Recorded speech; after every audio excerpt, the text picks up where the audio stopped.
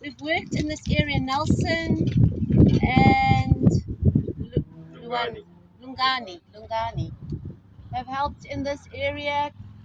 Started from the beginning, clearing out the invasive plants and leaving the indigenous plants. And you can't see it so well from this side, but if you look from the road, it's a perfect example of how you take away the invaders, your indigenous plants start to repopulate and come back. And from the other side, to me anyway, it's looking very nice because you've got different types of indigenous small bushes. There's a couple of trees growing and grasses. And as you drive along, it's looking good. So I thought it's a worthwhile project because it is the entrance to Munster that people drive down towards the beach. And I thought it would be worthwhile to continue with the project, but it's quite a big job. So we weren't managing to get on top of it, doing it once a month or once every few months. So with this big group, we should be able to get quite far. So there are a few different invaders that we need to get out. One is there's still some chromalina here. That's this one. I don't know if you're all aware of. So that's one that's definitely we have to pull out. If it's bigger, then we should try and dig it out. If it's too big, we have to actually cut it and poison. We don't have any poison with us here today. I saw a kaput Did you bring some somewhere. kaput? Someone bought. So if they're bigger bushes of that, then we'd use some kaput. Kaput is a blue herbicide. You paint it on the stems. We like to use as little herbicide as possible because it does poison the earth around it and kills other plants.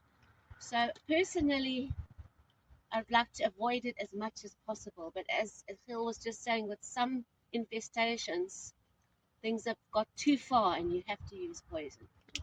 So this is also an invader, Parthenium. It can become quite aggressive and it's poisonous to cattle. It's got a very strong smell. So that's quite. Is that all the greyish bush in here? No, that's not. Something good. That's something good. That's got a fine leaf.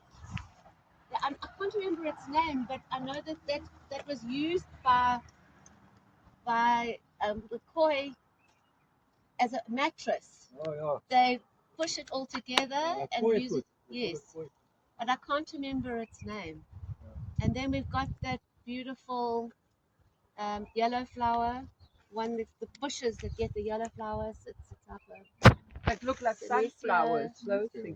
Yeah, Synesia. Gets little blackberries that are edible. That's just behind that light grey looking one. And then there are some books here as well that are quite interesting.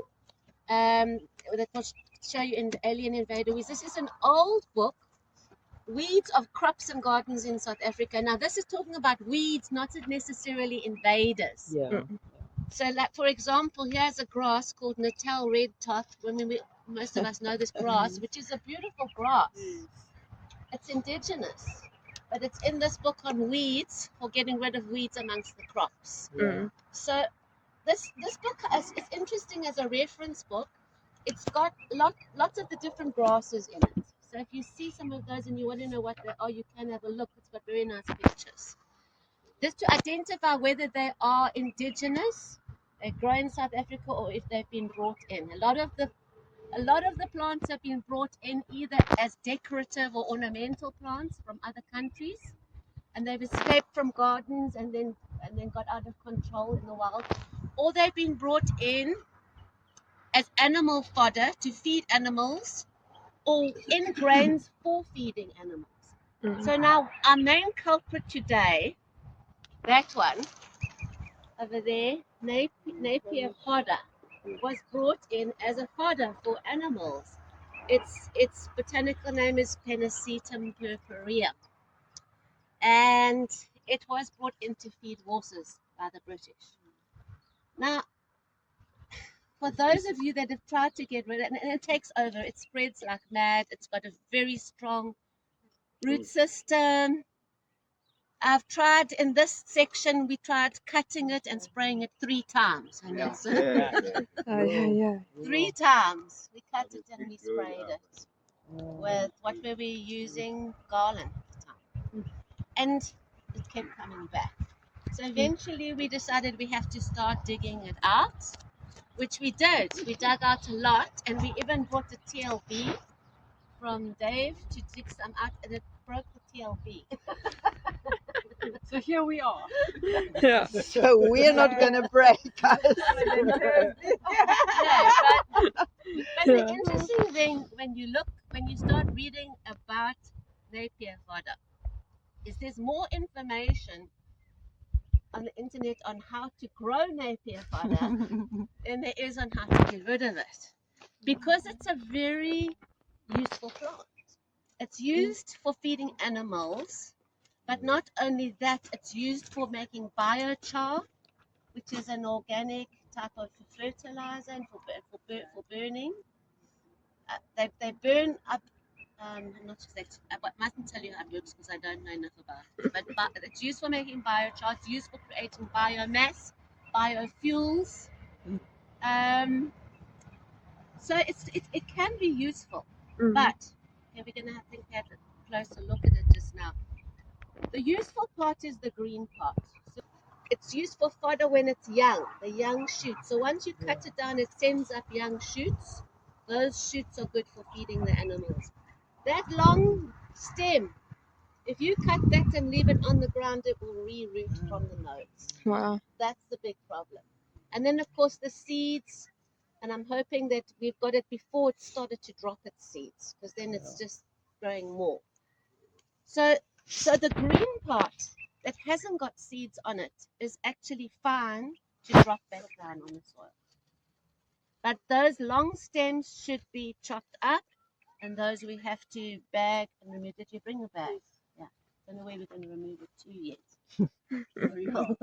We'll figure that out later. To the biochar factory. Yeah, could have made some money. Yeah. Is there also Napier Grass? Is this the same thing that? I think it's the same thing. It's also known as elephant grass because the elephants love to eat it. I saw a very interesting little video of a permaculture food forest guy who was growing this in a controlled way to use it as mulch. So he had patches of it and he'd grow it, chop it down, use it as mulch because it covers the soil and will eventually feed the soil and build up biomass in the soil. So it's quite interesting. It can be a very useful plant, but it needs to be controlled. So for me, I like looking at how do we control it naturally. To get rid of it, the best way is to dig it out. Otherwise, one of the main ways of getting rid of unwanted plants on a smaller scale perhaps is to block out the sunlight. Shade I keep saying, shade is the best herbicide. When you block out the sun, most herbaceous grass type plants will die, as Sitambile knows. Yes. So what they do sometimes is they have a big black tarp, cover it, put blocks down around it, and that will kill it in a couple of weeks. It will die.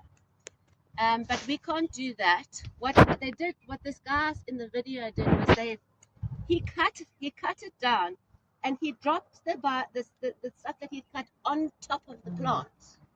So he built up on top of the plant to block out the sun. So that was a semi way of controlling it. So we could try a patch like that, just a little patch, and see how it works. That'd be interesting. Chop it all up. You cut it down as low as possible, right by the ground. Chop it up, pile it up, and it needs to be a real pile so that it's blocking out the sun. Leave it and see what happens. So that would be a nice experiment to try maybe on a smaller patch.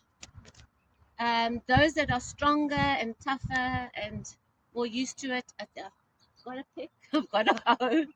We need to dig some of it out, just to get on top of it. I wouldn't spray. I've done it 3 times. Yeah, it's not Yeah. working. The other way of getting rid of it is if you keep cutting it when it regrows. If you cut it down 3-4 times, you've used up the energy of the plant and the nutrition of the ground. It's going to eventually get weaker and weaker and die. Mm-mm. That's also what people have done. You use it. Eventually, it's going to die. But that needs to be. You need to come back every few weeks and recut. That's another way of getting rid of it. So it's quite interesting. While the next patch is growing just round the Yeah. Yeah. It's quite interesting. Yeah, multiple systemic applications. I mean, there's multiple sequential applications of systemic herbicides such as glyphosate paired with mechanical tillage to destroy the rhizome. So people have used both tillage and poison. So I would say we kind of get to work. I'd like to try one patch of an experiment of covering it and seeing how that works. And then further down, there's a big patch over there that I think we need to try and dig out. So the green bits can be cut and dropped, but all the stems have to be pulled out. I'd bring them here and chop them up. I thought that's somebody else. Yeah, I've also got a chopper. Yeah. So this is quite useful. Yeah. I've got some of those in my booth Yeah. as well. To I cut, did know. to Yeah, cut to those chop it. stems. Yeah. And so Yeah. some can do the cutting. There's also bush knife. We can chop them down, and then those that are feeling I'll dig. robust can Yeah. dig. And then let's bring it out here, and we'll try and get it removed. How deep are the No, they're not rhizomes? that deep. Okay? How deep are they? Yeah, like that. Yeah. Did they break off like Walking. Yeah. The roots are Keep along. moving. Yeah, if you Nelson knows. So those that want to dig, Nelson, you're in charge of the digging team. Yeah. He'll show you. Yeah. All right.